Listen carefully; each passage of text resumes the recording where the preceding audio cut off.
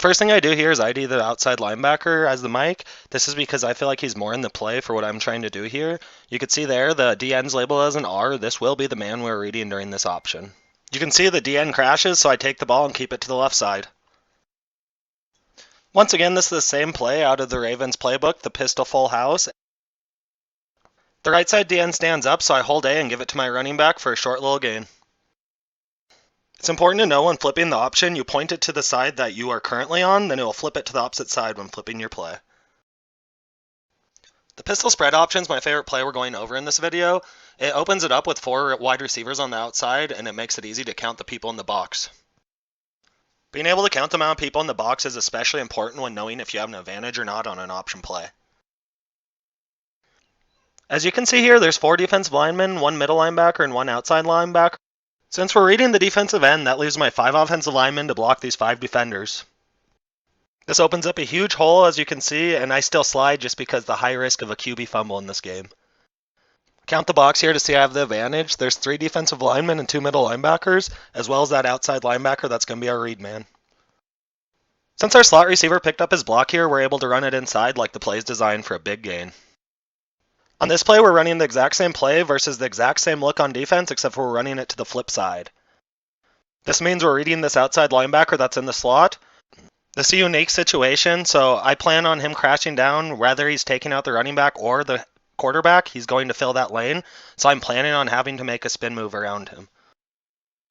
If you don't have a fast break quarterback or are uncomfortable doing this, you could always flip the play to the opposite side. Remember when doing this flip, that's to the opposite side of a normal run play due to the option. To clarify, that means if the art's drawing up to the left side like it is on this play, you pull the flip to the left side and it will pop up the art to the right side.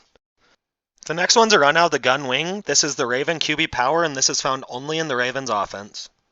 This is a popular play out of the Ravens playbook, and it's really easy to set up. All I do is ID that outside linebacker because I feel like he's going to be my major threat in the outside run. I also hold the left trigger after I receive the snap just to wait that little extra time for my blocks to set up. I do the same exact thing on this one, but as you can see, Sean Taylor makes the read and comes outside. I use his pursuit angle against him and just cut it back inside.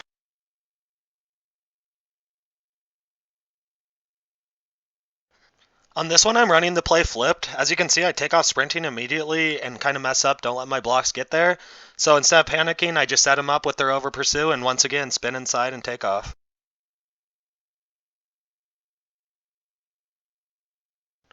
This next one's not the most effective play, but it's very fun and kind of reminds me of the old NCAA options. You'll find this play under the pistol strong slot, and it's the power option. As you can see here, he's LB and he follows me outside. I don't need to pitch it necessarily, but once again, I'm always playing conservative with the high chance of fumble. The very first thing I do after someone runs an option on me is go into coaching adjustments. In coaching adjustments, I find option defense and switch it to conservative.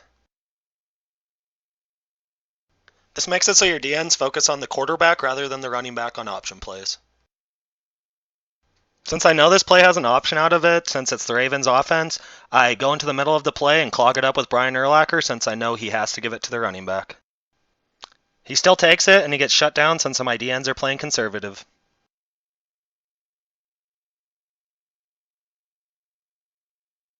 He ran the option out of this formation earlier, so I'm just sitting there waiting with Brian Urlacher for him to give it. He doesn't, and it causes a forced fumble.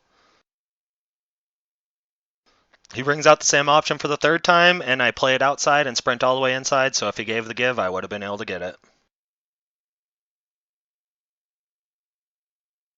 This is why I recommend not using the option as your primary offense, but just as one of the layers that you have within your offense.